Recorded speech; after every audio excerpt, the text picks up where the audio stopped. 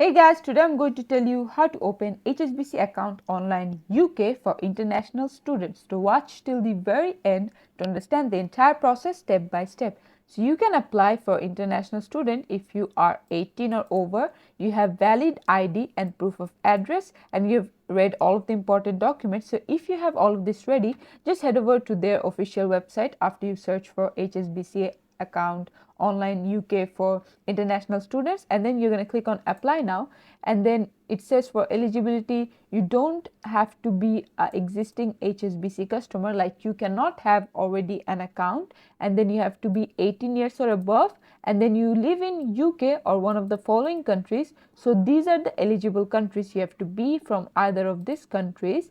After that, what you need is your address for the last 3 years, your employment details, your income details, the proof of your identity and address, and finally you can click on confirm and start. From there, they're going to ask you your email address and then your title, first name, and so basically as you hit continue, it's going to ask you for your information. Just put them in and there you go. This is how you can do it. Thanks for watching. Please leave a like and subscribe for more tutorials like this, and I'll see you guys in the next one.